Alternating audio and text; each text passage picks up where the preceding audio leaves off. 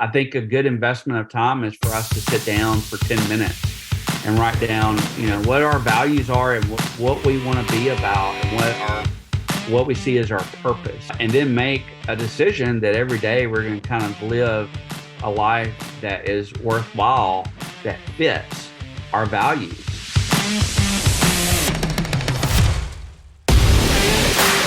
What is up, friends? Rob here, and I'm back with a brand new Spitting Fire Leadership podcast for all of you today. And I'm with my man, Mr. Shane Robbins, here in Tupelo, Mississippi. Shane, will you say what's up to everyone just real quickly? What's up, everyone? I'm so excited to have Shane on the podcast today. A little bit different, but I'm excited about it because I believe that he's going to spit some serious fire, bring some serious value today. But before we get in to that, I want to remind you guys the reason we do this is because this is a mantra that I live by, that we were all created on purpose to live on purpose. So isn't it about time that you start living on purpose in 2022? And I mean this when I say this, that I believe there's a divine creator who's put a leader in all of you. So Shane, once again, man, I've been looking forward to this. I'm excited about it. Thank you for taking just a few minutes with me and my audience today.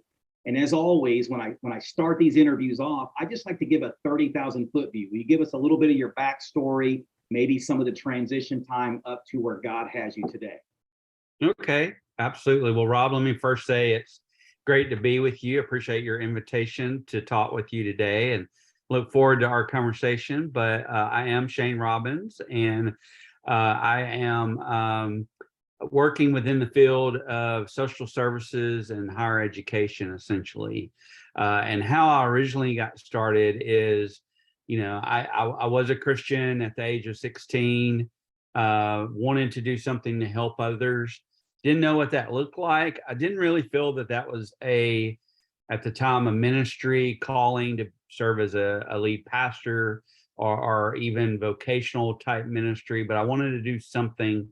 So I wound up going to college in Florida, where I studied psychology at a Christian university and got my psychology degree. And back at that time, I'm not going to say, Rob, when that was, because I would be dating myself. But at that time, you could actually do a lot of intervention, even at a bachelor's level. And so I started working with children who were at home, but very close or in danger of being hospitalized or being placed in residential care because they were so disruptive, either at home or in their community. And so it was a in-home program. I actually went out and did counseling intervention at their homes and did that for a number of years. I actually did that long enough that I transferred from Tampa, Florida, and actually started working in Memphis, Tennessee, and lived in Memphis, Tennessee a number of years. But it was during, I guess, around my fourth or fifth year there that I realized that, I really was going to quickly hit a ceiling in what I was able to do in my field. So I decided to go back to college and get a graduate degree. And after really talking with a lot of mentors, a lot of people in the arena who were really doing what I wanted to do, I actually decided to do clinical social work. And, a lot of individuals, they think social workers, they go and take people's babies away. But actually more people in mental health are individuals with social work degrees than any other type of degree program. And so I got my master's degree while working at the University of Tennessee at the Memphis campus. And actually, while I was in that program, began working at a youth program for adolescents with substance abuse addiction at a agency called Memphis Recovery Center. Great agency. A lot of the people that I worked with all the way back then are still there today. And I did that for a number of years until I finished my degree. Actually wound up moving into an administrative role within that agency, but really felt God leading me to a different agency that was a faith-based agency in the area. It was a nonprofit. And this nonprofit was going to allow me to remain in an administrative role, but also do some counseling from that, faith-based perspective that I had always carried with throughout my life. And I was with them for a few years where I provided counseling. I was the administrator for two of their group homes that they operated, and really enjoyed, working within that. But a nonprofit world is challenging, and so I did that for a few years, but then actually accepted a position down here where I currently live. And I became initially a therapist, but then quickly after the program director of a 51-bed psychiatric residential treatment facility. We also had 4 day treatment facilities. So it was a pretty big jump in responsibility for me, and did that for, I believe it was around 5 years, and actually moved up to what this company called their CEO position, which meant I really oversaw all the day-to-day operations and all the fiscal responsibilities for this organization. And I did that for almost 2 years. And then, as often people do, you get burned out, and actually left that position and came to the University of Mississippi, where I currently am still today. I've been here 11 years. Serving as an instructor, then now lecturer in the field of social work. I'm actually now the BSW program director, overseeing all the educational services for our bachelor's degree program underneath our chair. And also, I didn't mention this, but during the time that I was at the PRTF, I actually really felt led to also complete a seminary degree. So I did complete a MAR, a Master's of Arts and Religion, at Liberty University. And I guess, Rob, because I'm a glutton for punishment, I'm now finishing up a PhD program that I've been doing very part-time within the social work department at Ole Miss. And I've actually now, thankfully, by God's grace, completed all of my classes. So I am now just trying to kickstart myself with everything that I'm doing to try to get a dissertation going. And I'm wanting to do that in the area of couples counseling, because that's a real passion for me. And it's essentially where I've done a lot of reading, a lot of research, and actually do some counseling, couples counseling at an agency here in town, in Tupelo, called Wellness Counseling Center. So I stay pretty busy. I'm also active at my church as, kind of a very part-time staff member overseeing the small group ministry and some of the pastoral counseling that we do. But excited to be with you. That's kind of the quick overview of all that I've done vocationally. I like one of the things that you said in the beginning, and by the way, man, you're a beast when it comes to all of these things. And I have a seminary degree from Liberty too, so right, yeah,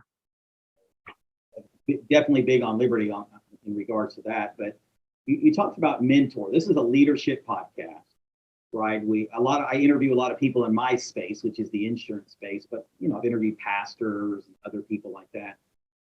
How important is it to have mentors?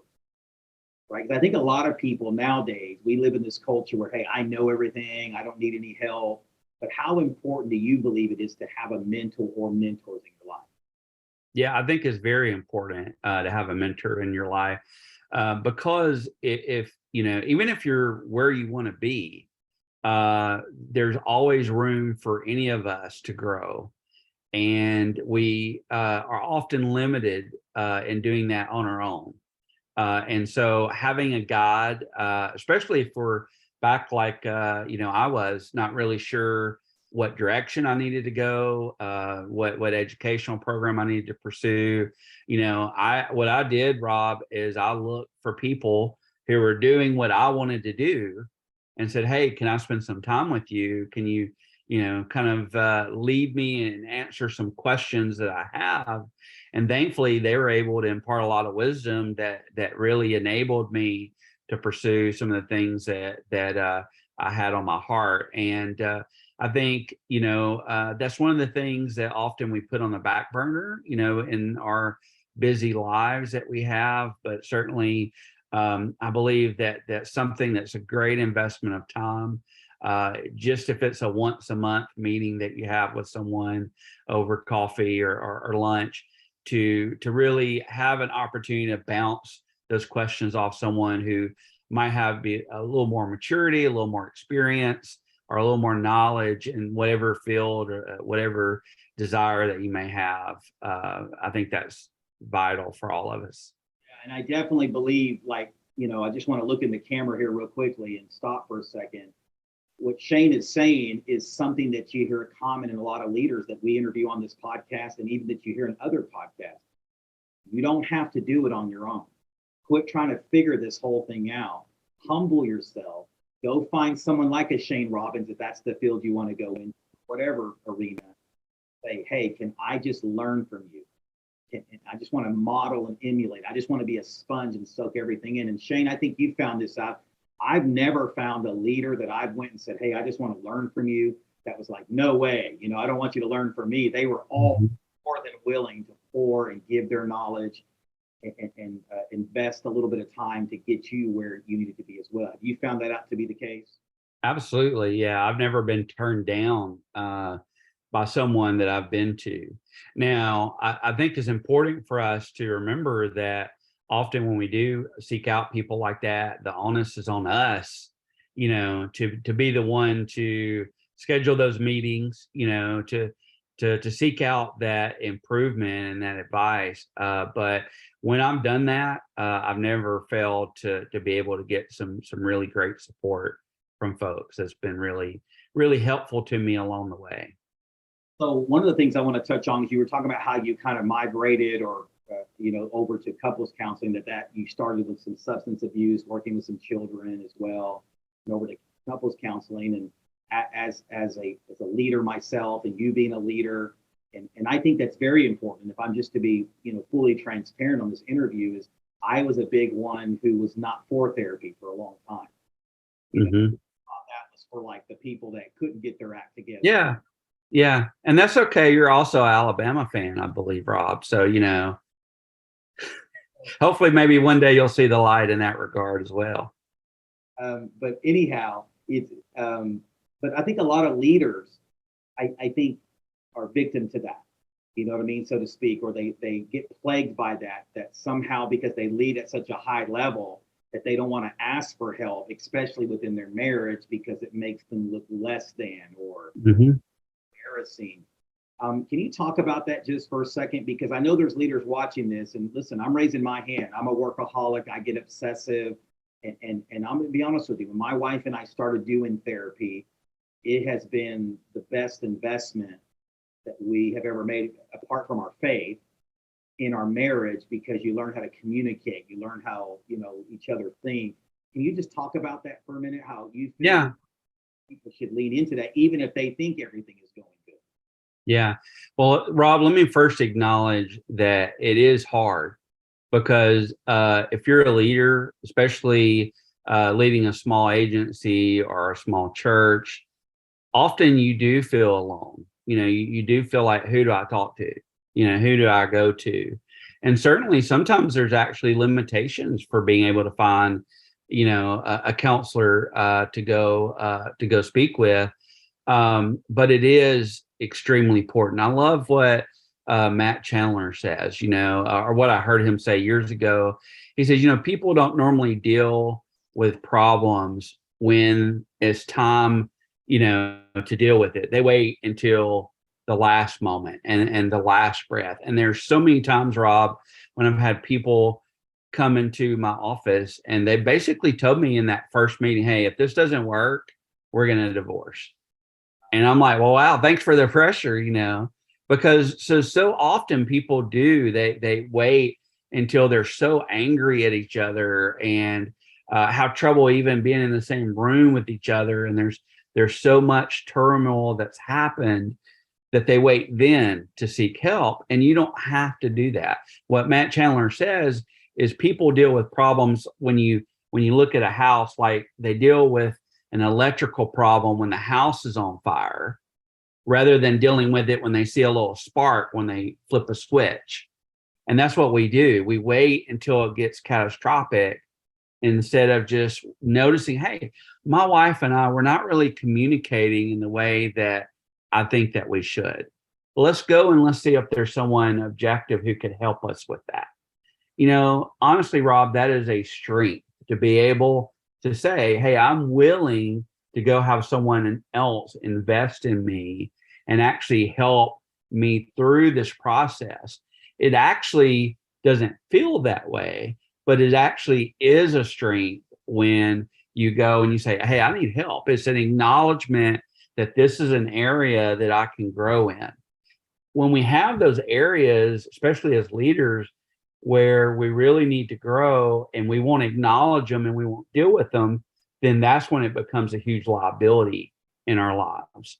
And, I believe that when things are not okay at home, then as leaders, we're really not effective in what we do. I love that scene. I've mentioned it several times in the Navy SEAL movie when they're getting ready to go out on a mission, and, the leader of their battalion or whatever it was, he said, Master Sergeant said, all right, I want y'all to go home and make sure everything's tied up at home. I don't want you in the field in battle thinking about stuff that's going on that's undealt with at home. And I thought, wow, as a leader, that is so vital, because there's so many times that we do need to deal with things in our life that are actually often preventing us from being as successful in whatever professional or ministry life that we have. And it's interesting how God really designed that, right? That you can't be as effective a leader. I'm not saying you won't have some success, but if you really want to be ultra effective, how if this is not taken care of over here, it really just bleeds into over almost every area, if not every area. Yeah. What if there's somebody watching today? Just because I normally wait to the end, but I just feel like impressed to do this now. What if there's a leader watching today, whether they're in insurance or whatever arena, and maybe their marriage is on the brink? Maybe they're in that angry state that you talked about. Maybe they feel alone right now. What is just some advice in this moment that you would give them that maybe would spark something in them to go seek the help that they need? Yeah. Well, I would first of all say, if they're watching your podcast, then they're looking, for leadership. They're looking for direction. They're looking to learn and to grow as a person. They're looking to develop themselves. And so what I would say is, if someone is watching this and they're in the midst of that turmoil, then I would say, first of all, I know it feels like you're alone, but you're not alone. Those types of issues are things that we often don't wear as calling cards when we meet other people, whether it's at church or other places in the community, out on the soccer field. We don't usually strike up conversations with folks and tell them about our marriage issues.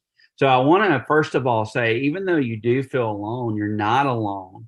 And there are a lot of people probably around you that have so much wisdom. And if you don't feel comfortable reaching out, if you don't have that supportive community around you, then find someone who is supportive. Find, someone with a counseling perspective that matches your own values and your own worldview, and seek that person out. It is investing in what is the most important relationship in your life. And, I have been able to see a lot of couples through my work be able to repair those bridges, be able to learn to love each other. Because I often say, I had a misconception when I entered marriage, like a lot of us do, that, you have that love burning inside, and it's just going to continue to do that. It's kind of like when I bought my first house. I had a wood burning fireplace, and I'd always wanted those. I thought you just kind of set up logs, you lit them, and you got to sit back, kick back, and enjoy the fire. And then I quickly learned, now you got to get up about every 10 minutes and move things around and add new wood. Well, marriage is the same way. We have to work at it.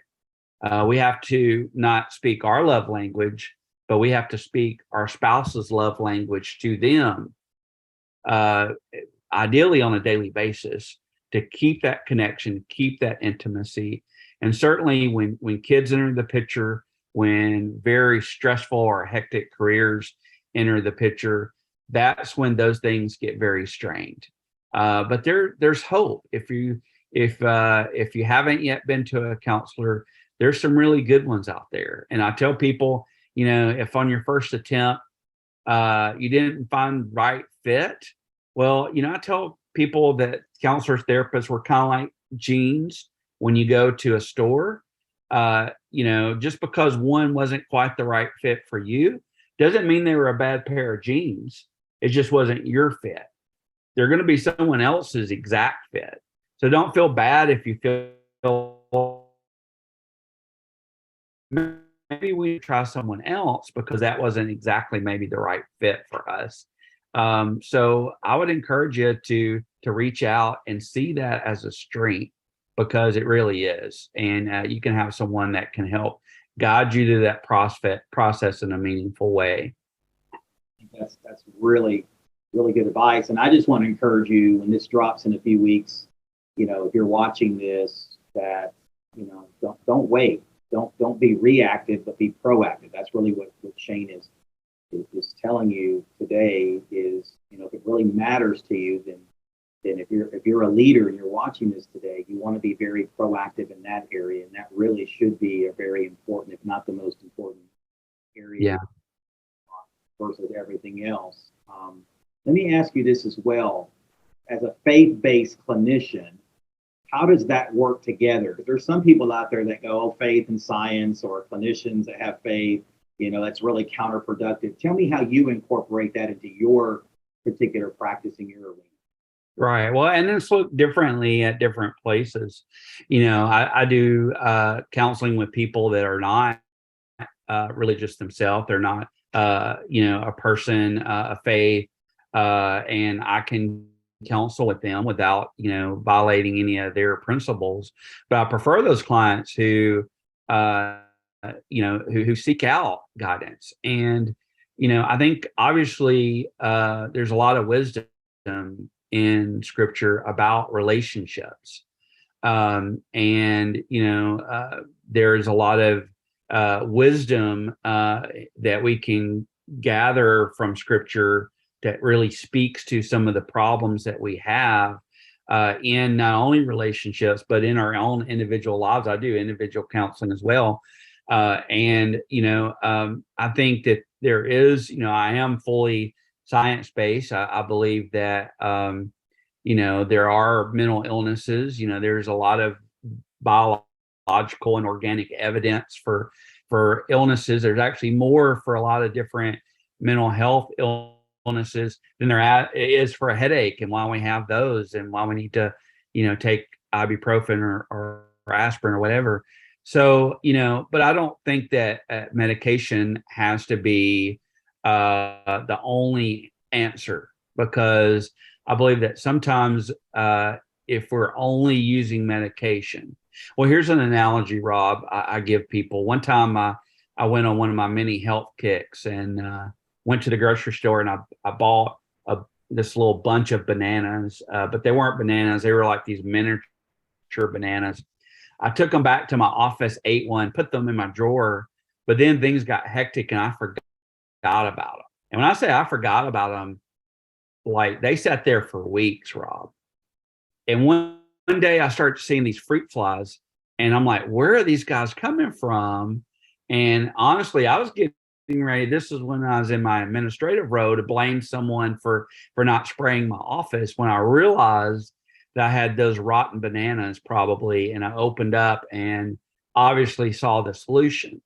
Well, I didn't go and then get some Febreze and spray it on those bananas and shut the drawer. I dealt with the problem, and it was messy. It was not pleasant.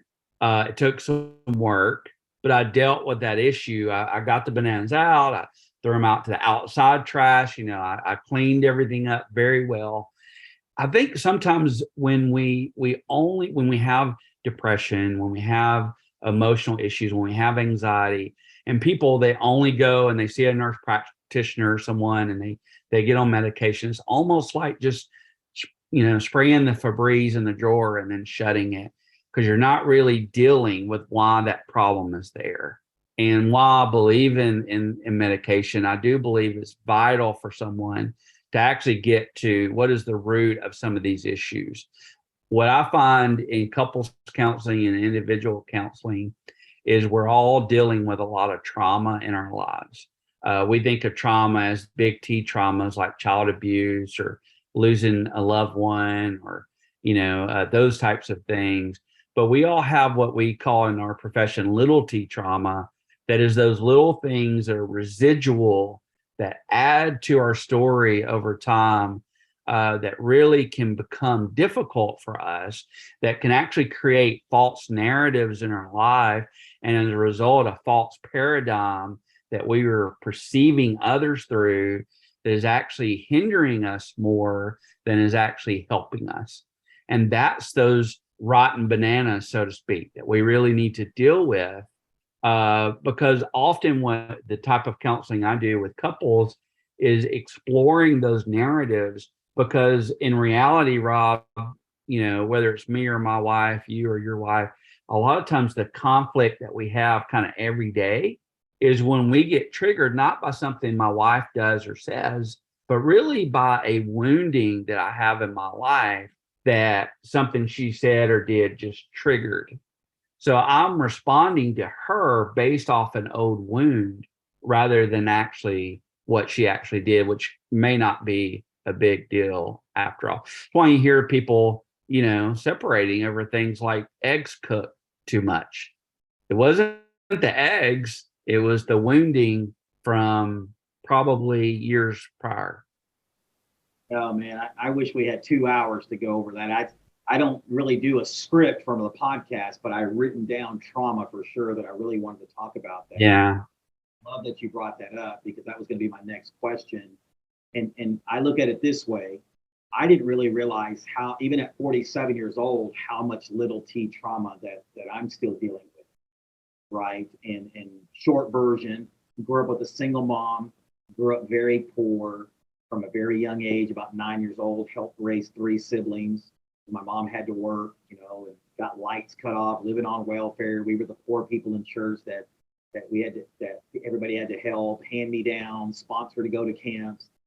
And it was, even though it wasn't my mom's fault, I began to blame my mom and develop this anger towards my mom, and just really this anger for living that way. And because of a very young age, having to be the man of the house, if you will, and going to work at a very young age, I didn't realize how much I carried that into my marriage. And it caused me to develop a very domineering part of me. Right? Yeah. Because at a very young age, it was easier for me just to take control, and that way I couldn't be hurt again, if you will. Yeah. That's kind of that trauma that you're talking about, that a lot of times if we don't deal with that residual wound, right, is still there. And we may be able to put some makeup on it or some Febreze, as you said, for a season, but it raises its ugly head when the triggers. Yeah. Let me ask you this. Right now in this moment, I'm a very practical guy on these podcasts, right? And what is something, I mean, obviously counseling, but what is something someone can do starting right now to help them begin to deal with that? Mm-hmm. Well, here's the reality, Rob. A lot of times we as individuals, we allow our feelings to own us rather than owning our feelings. We become victims of our own feelings, and those feelings, are usually, like you just mentioned, not based in the present. They're based off the past, things that we have dealt with or not have dealt with through years. And, I've never met anyone, Rob, who says, I think I want to become a distant parent, or I want to become a husband who zones out, in the easy lounger every night, or I want to be a leader who runs over people and leaves wounded employees in their wake. No one really decides that and says that's what I want to be. But the reality is when we don't own our feelings, that we don't own our emotions or our thoughts, then that's a lot of times what happens. And so a lot of that is based off trauma. If you're having any emotions that are churning inside of you, I think it's important that you, first of all, realize that,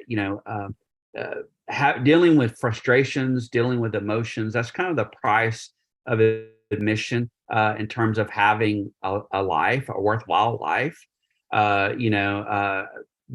Being free of any discomfort emotionally is really just more of a death wish than anything, because that's about the only time that we're ever going to be free of those things, especially as leaders that are pursuing worthwhile things. But emotions can be data because, and that's really all they are, because emotions are not really good or bad in themselves. It's what we value or what we think about certain situations. Some parents deal with a lot of guilt over things that maybe they did or did not do with their kids. Well, that emotion is just telling you that you value your children, and you realize that there are some things that you want to do to enhance your parenting, but what happens is we live in that emotion, and we allow that emotion to guide us, and we allow that emotion to own us, and it becomes cyclical, where the emotion drives thoughts, it drives behavior, and then it results in further consequences. Instead, I think what we need to do is see the emotions just as like the train cars, but there's an engine that's pulling that train, and that is our thoughts. That is those attitudes that we have. And that is where our focus needs to be, on having, as you talked about at the very start of this podcast, is having purpose. I think a good investment of time is for us to sit down for 10 minutes and write down, what our values are, and what we want to be about, and what we see as our purpose. And then make a decision that every day we're going to kind of live a life that is worthwhile, that fits our values. But for those individuals that are dealing with trauma, trauma is I have a mentor, speaking of mentors, who gave an analogy to me. It's almost like a school bus. And we're driving, the rational Rob or the rational Shane is driving our school bus over the course of a day. But in those bus seats are those younger versions of ourselves who've experienced that trauma. And what happens is when we get triggered, that version of ourselves removes themselves from the seat, walks the aisle, and they scoot us over, and they try to start driving the bus. And that's where the bus gets off course, because what we start to do is we allow that wound to, and those emotions that come from that wound, to drive our behavior rather than actually healing that wound. And I think a lot of times, Rob, we run from those things. And I think sometimes, what we need to do is spend some time in those emotions, spend some time actually dealing with that stuff and healing that wound is so important. And that's a process. Often it can include forgiveness for someone. I think bitterness, anger towards life, towards situations, is one of the big distractions from healing. And if you've watched, The Lord of the Rings, you see Gollum and how that ring was so precious to him, but how it distorted him and how it ruined his life, and it ruined the relationships in his life. And I think that sometimes those wounds can almost be like that from us. We get comfortable in our anger. We get comfortable in that bitterness, to the point that we can't let it go. And we don't realize that by letting that go, that's where our healing actually lies. And so I think if I were to give advice back to your original question, if it doesn't involve counseling, it is, finding a purpose, but then realizing, what are those emotions telling me that are the thoughts that I have about my life, who I am as a person, my relationships. Am I dealing, core beliefs is a reality that we all carry. It forms our paradigm. The unfortunate thing, Rob, is that our core beliefs were actually formed when we were children, when we were pre-adolescents. And I don't know about you, I was not very mature during that time of my life.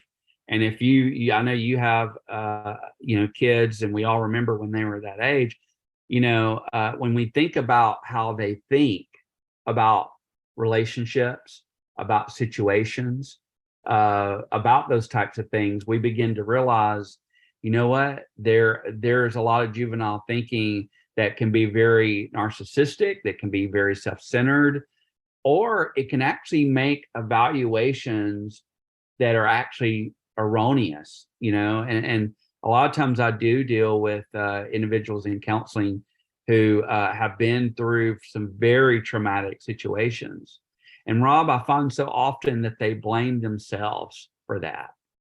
Even though they may have had this monster of a person in their life who was destructive to them, they still, they were able to form a core belief from that I am unlovable, that I am not worthy. And coming from a faith perspective, I think one of the realizations we can make is that is not at all how God sees us. And being able to encounter and experience his love, I think for a Christian is a seminal part of that healing process. For a non-Christian, I think it becomes even more of a challenge, because you have to rely on yourself to find meaning and purpose and heal those wounds, and see yourself with the potential that you actually have. So that's a process. And when I tell people, if you're 30, 40 years old, it took you this long to get there. So, realize that it's going to take some time for you to change those core beliefs, to change those ways of thinking that have kind of become ingrained in us by that point. Yeah, I read a book about probably about a year ago now, a little over a year ago, from Pastor Greg Rochelle from Life Church, who also obviously has a leadership podcast and writes a lot about leadership. But he wrote a book called Winning the Battle in Your Mind, or Winning the War in Your Mind. And one of the most powerful truths he puts in there, this goes along with these feelings you're talking about, these false narratives, that you'll never defeat them until you confront them and define them. And a lot of us, myself included, for seasons in our lives, it was easier for us to just run away or just kind of bury it, instead of finding that freedom and just confronting those false narratives, confronting those feelings, and defining what that really is, and then replacing, this is the solution he gives, is replacing those false narratives with the truth. Now, from a Right. God's truth ultimately, but also through the truth of learning through counselors. Talk just a little bit more about that, in regards to how to destroy those false narratives and really confront those feelings that are trying to tell us we're not worthy, or we're not good enough, or this is all my fault, or I can never be loved, or, nothing's ever going to change. Can you talk about that just for a second? Right. Well, the Bible talks a lot about meditation. And one of the things that we have actually found as helpful. A lot of research has actually been written and produced and been repeated on the subject.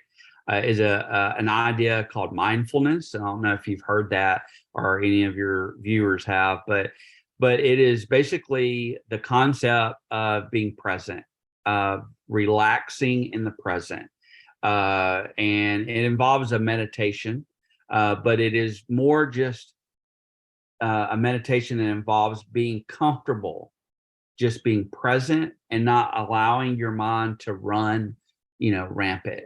I don't know about you, but a lot of times, I will go through. I even did this yesterday.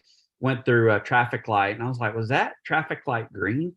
And it's because my mind was somewhere else. It wasn't on, observing everything and noticing everything.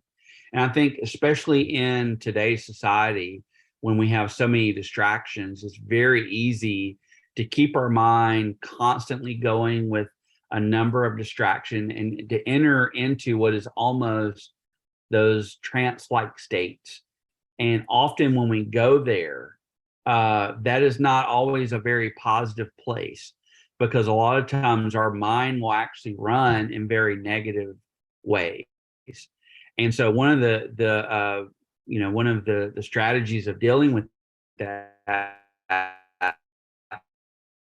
is just focusing on staying more in the present, of being present in other relationships, and on being careful, so that we're monitoring what our mind does. There is a scripture I know you're very familiar with, Rob, that talks about renewing the mind and taking every thought captive.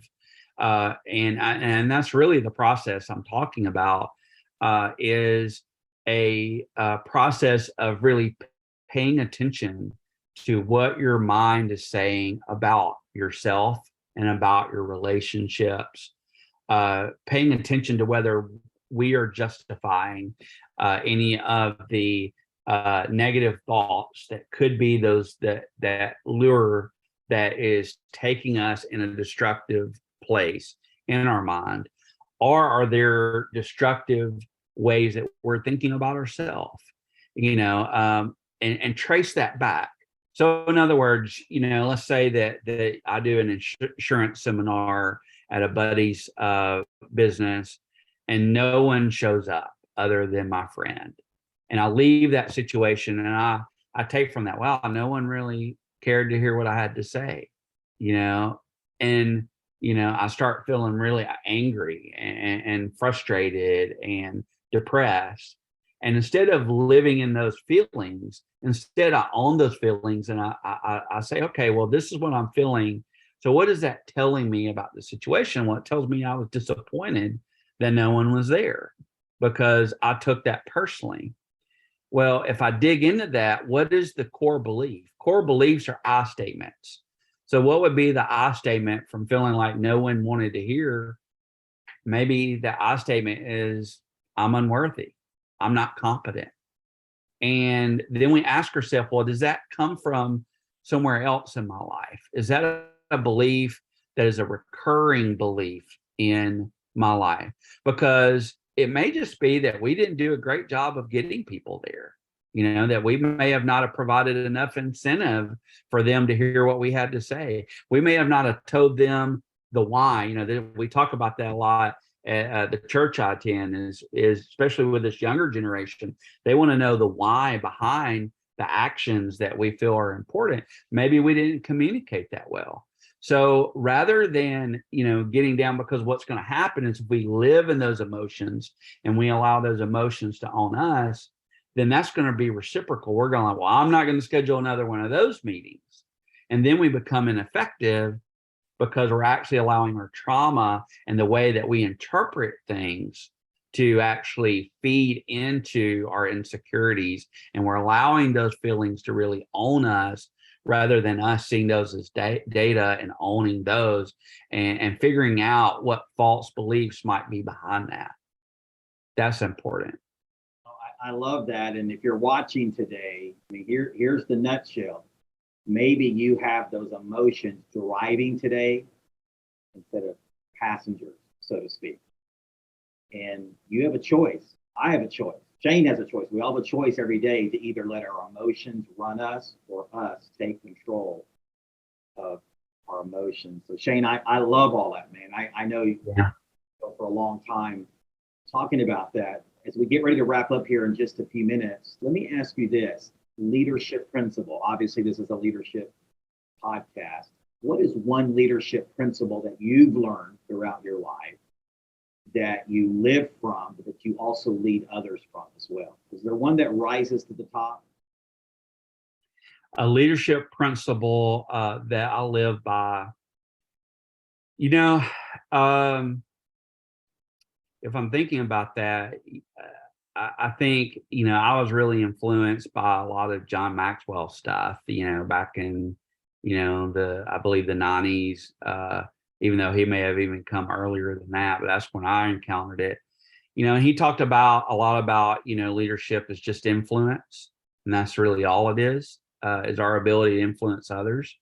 So I think my leadership principle has always just been, to value people. And I believe that also is a mirror of the professional values within my, career is, the dignity and worth of people, that people matter and the relationships matter.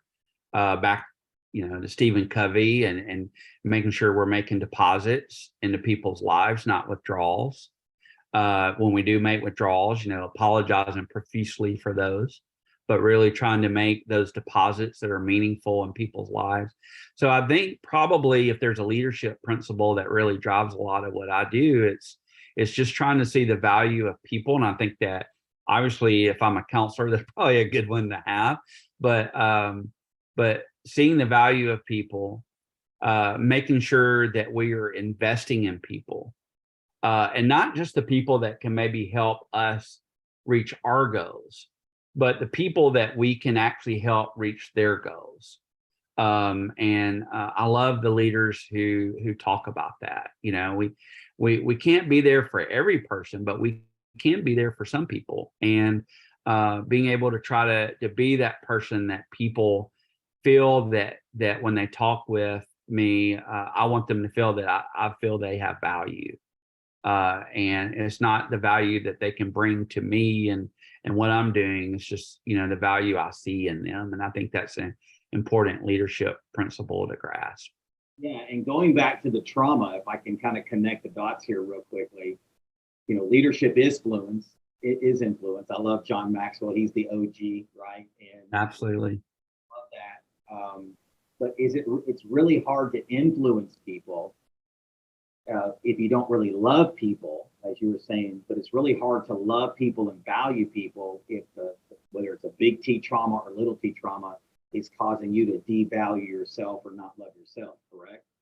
Right. And relationships really is the playground for dysfunction.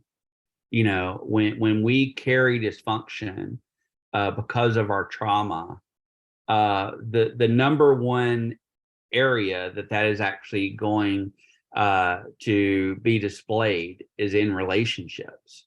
There are some times where we get destructive on our own, maybe through addictive behaviors or those types of things, but it's really in relationships where a lot of that comes out. And I think a lot of times it's not because we really don't value others, it's because we don't value ourselves.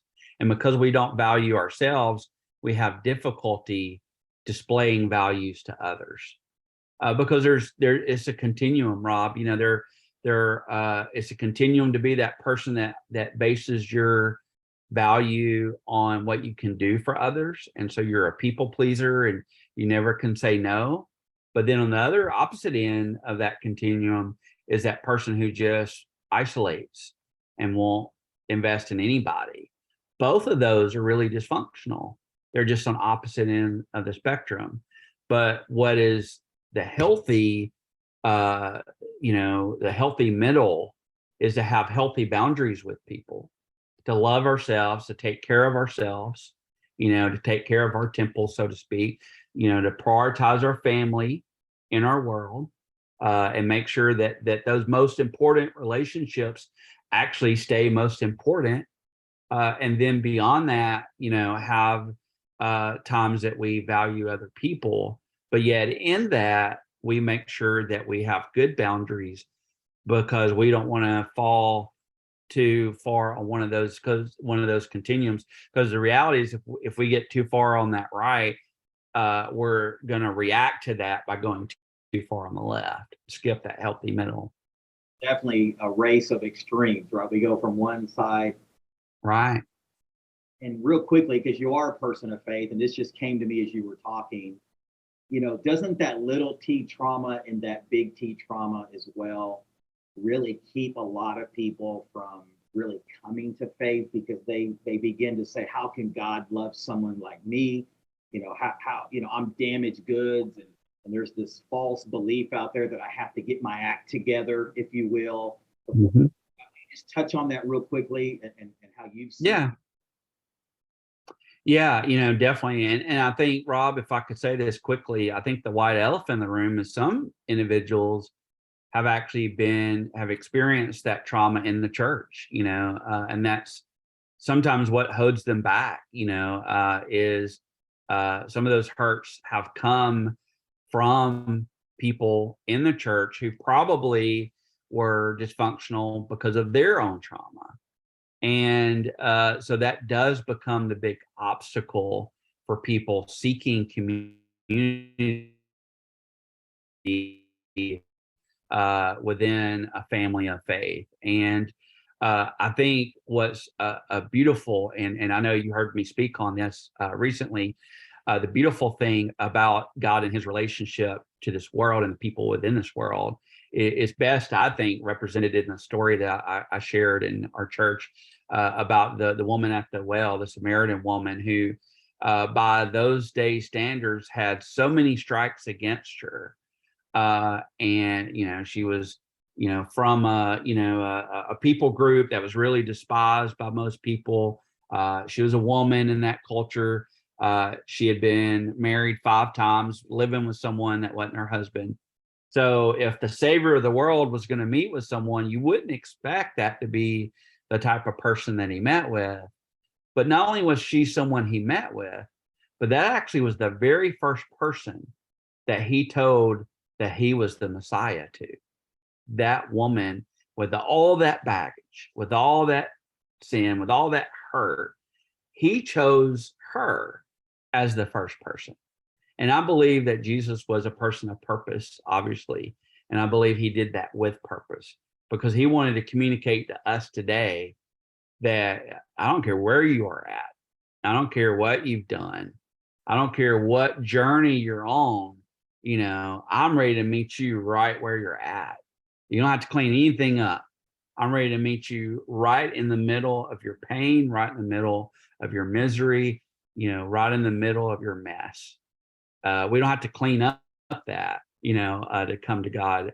We just have to meet him in the middle. And I was looking for the choir, man. I didn't know what. Yeah, the organ striking up, right? I love that. And Shane, one of the things that I live by, and I learned this from Bob Golf, is he said it's a lot easier to forgive difficult people when you realize you're one of them. Right. Yeah. Watching today, whether you're faith-based or not, we've all offended people. I'm raising my hand. Yeah. Yeah. I said in a meeting yesterday, we all have a little Karen in us, Yeah. Yeah, we're all a little EGR. No, I totally agree with that. And listen, if you're watching today, maybe you're this person that Shane's talking about, and you've been offended by someone in the church or a community. I just want to let you know that God loves you. He sees you. And don't let just one bad experience be that false narrative that you live from for the rest of your life. Right. Messy, imperfect, broken people chasing after this perfect God. So Shane, thank you. Yeah. For 2 more things real quickly. Number one is I ask everybody that comes on the podcast, ask everybody that comes on the podcast this. If there was one word you would use to describe Shane Robbins, what is that one word? Wow, that's a big one. Can I say one thing first that just I feel is really important? I didn't mention this earlier, Rob. I want people to know trauma is something that happens to us. It's not something we are. So we don't need to allow things that happen, usually by the hands of someone else, to define who we are. Yeah. I think that was important for me to say. So hopefully people made it to that point. You know, one word to describe me. That's tough. I'm not one of those people that are good at self-describing. Um, I think, gosh, Rob, I think you would answer, or my wife would answer that better than me. Um, you know, if I thought of one word, I don't know if I can answer that. Well, I'll give you one that I think of, and I've known you for some time, and I just think the word genuine comes to mind. You're one of the most genuine people I've ever met. And it doesn't matter where people have come from. It doesn't matter what they've been through. It doesn't matter maybe what mess they've created. It doesn't even matter if it was all their fault. I've noticed you, and even with my messy story at times, you have always been so genuine, so loving, so caring, and so, I kudos to you, man, for developing that, and like you said, really loving people and being there for people. I've watched you do it with all kinds of different people. So I would say genuine is one of the first words that come to mind. Well, thank you for that. I really appreciate that. It's a honor coming from you, and think the world of you and your family, and definitely you've been a big part of my life back years ago. Just to tell your listeners, our viewers, years ago back, when I was needing to carry a weight in a church that we both were attending, and needed to, get up and share. You were the first person I would always call, because I knew, Rob, that, I wanted you praying for me. And so I appreciate that legacy. I believe that you're still living today, and it's great to know you, to call you a friend, and to be with you today. Thank you, man. And as we wrap up today, and by the way, we can say listeners now and viewers, because we just finally got the audio version. I've had so many people ask me, so if you're listening to us on the audio, I pray you are. I know it's impacting you as you're driving or wherever you're listening this to. Or at, I should say. But any final words of advice? Maybe there's a leader out there, or maybe there's just someone out there in general who maybe is just about to give up on life. Life's just, this is just eating them up and spitting them out, right? Life can be very tough. What are some final words of advice that you would give somebody as we close shop today? Yeah. Well, Rob, I think a lot of us have been at that point. And I know I have. I've been at that point where things did not turn out how I expected.